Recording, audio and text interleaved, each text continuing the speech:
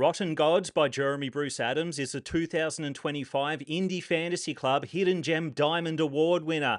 What a mouthful, which means it was the best book reviewed by Indie Fantasy Club that year. The question is it really a hidden gem? You know, one man's treasure can be another man's trash. So, hidden gem or pile of literary phlegm coughed up by the author? Yeah, that's the best I could come up with. And for the record, this review isn't based on a submission. I chose to read and review Rotten Gods, which means Jeremy did not consent to anything that's about to happen. No fluff writing advice.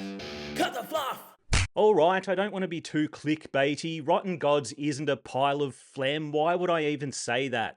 At the same time, it's far from perfect. Look, before we discuss the rotten parts of Rotten Gods, let's discuss the fresh bits. Firstly, I loved the opening. It sets a sinister, ominous vibe around the Rotten Gods from the start. They and their followers are creepy as hell. The extent of their creepiness only becomes more apparent as the story progresses. I love the idea and vibe behind these rotten antagonists, and the ones we meet are so different with seemingly different motivations. In my opinion, they're a well-constructed bunch of baddies. At the start of the story, as the author sort of sets the scene and we meet our protagonist, I thought, oh no, here we go, another magic school. What flavour will it be? Harry Potter, Name of the Wind, demonology and the art of pickling demons? But nope, the story takes a wild turn early on and doesn't slow down. We don't get bogged down in mystical schoolwork for the most part. Our protagonist, Pyashara, starts as an unlikable, bratty, semi-magical douche nozzle,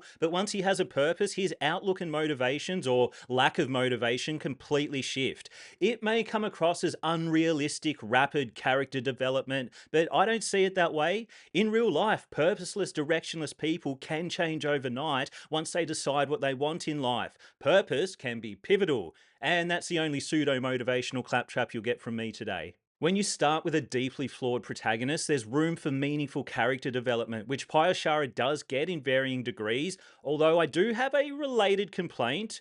More of a mild concern, which I'll get to soon. Overall, he remains flawed and, dare I say, believably incompetent for, I'm thinking of the ending, the entire story. Honestly, Pyashara should be dead.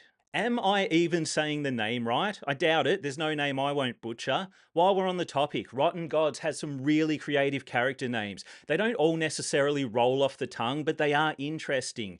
I struggle in the names area sometimes, so I love seeing other authors get creative with it, even if I know I'm saying them all wrong in my head. It's also interesting how Pyashara and Zafira both respond differently to a fairly major incident at the start of the book. Most, if not all, the important characters in Rotten Gods feel distinct and memorable.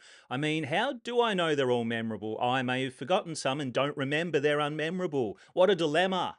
About halfway through, the story really hits its stride, building up to a wild ending with twists and turns and punch after punch after punch. In the second half of the book, Pyashara gets himself into an impossible situation. The trial of adoration, it's worse than it sounds, and it does resolve in a compelling way. The story takes an unexpected turn at that point. Look, overall, the second half of the book really pulled me in, whereas the first half felt a little clunkier, maybe, and I kept hitting illogicalities and contradictions. All right, shifting into critique mode. I will dish out some more praise when I discuss the magic system, but not yet. Now, Rotten Gods uses simplistic prose, which, as someone who also writes simple prose, I can appreciate. The words are there to tell the story and nothing more. However, at times, a little extra description could have enhanced certain parts of the story. I found myself struggling to connect with some scenes, and I'm someone who doesn't need a lot of description. The simple prose mostly works and serves the story well, but if you're not a fan of the minimalistic approach to prose, or you need vivid descriptions to connect to a scene, you may struggle. Also, some of the dialogue is a little too telling when there could be more showing and subtext. For example, there's one part where a character explains exactly what she just did, even though it's obvious and doesn't need to be said for the reader's sake or the other character. It's oversharing, and in a lot of these cases I'm thinking of, it would have been better to just let the reader connect the dots. In the example I gave, it's actually ironic that this character overshares her plan after it's been executed, yeah, considering what happens later, but no spoilers. Look, if you read Rotten Gods through a YA lens, and I would class it as YA based on the content, themes, and writing style, you can forgive the lack of subtlety, just come for the story. One thing I really struggled with, mostly in the first half of the book, were the illogicalities. I don't know if I'm missing something half the time, but so many moments had me scratching my head like a flea ridden ape. Now, I need to be careful not to drop any spoilers here, so I'll try to choose examples that don't spoil anything. Let's mention the ruined bookstore. It's burnt, abandoned, apparently in ruins, but all the books are intact for some reason. Books just aren't that resilient. At that point, I was thinking, oh, I guess this place doesn't have weather. Then in the next scene, Pyashara is running through some pretty intense weather, trying to protect his book from the elements. Why? It's been living in the elements. And at times, characters act or react strangely. At one point, I won't give too much away, a character's eyes go red and she bites someone. Then that someone brushes it off like it's a normal thing that happens all the time when it's clearly not. To me, that's an unnatural reaction. I mean, there aren't too many of these examples, but when you do hit them, they stand out. Or maybe it's just me. These are the types of potential issues I'd expect beta readers or developmental editors to at least question. Are they genuine oversights, or are we missing a crucial detail that makes them make sense? Look, I don't enjoy being spoon fed unnecessary information, but at the same time, I don't want to get bogged down questioning such trivial mysteries, so I won't.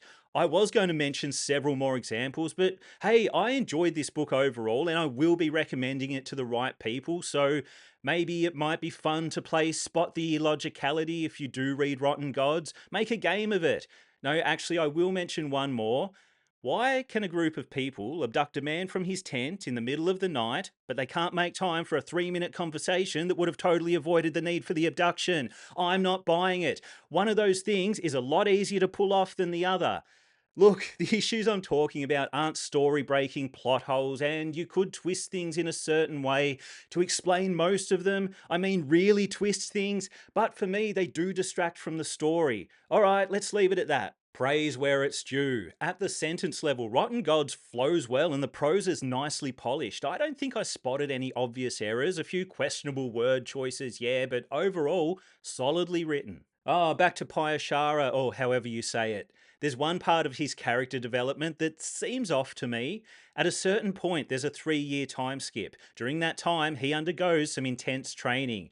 I expected that after the time skip, he'd be a little more different mentally than he is, but he seems like the same incompetent, uncertain kid he was before the training. I mean, if someone undergoes intense military training, then sees some combat, and technically Pyashara does see combat before his first hunt, it often changes them in noticeable ways. It's almost like no character development happened during the time skip, and it was all skill development. I don't know if that's intentional, but it feels unnatural to me. I will say, Pyashara's final act of buffoonery made me laugh. After all that, yeah, just wander into the desert and risk death for no reason. You mean to tell me the Order has no one in town, no contacts, no allies who can help a brother out? It's just another one of those illogicalities that may have a reasonable answer, but it's all guesswork for us, the reader. Okay, so one of the sweetest elements of Rotten Gods is the magic system. Now, the combat aspect of the magic isn't super innovative. It's that elemental Last Airbender style, you know, earth, fire, wind, water, add heart, and you've summoned Captain Planet.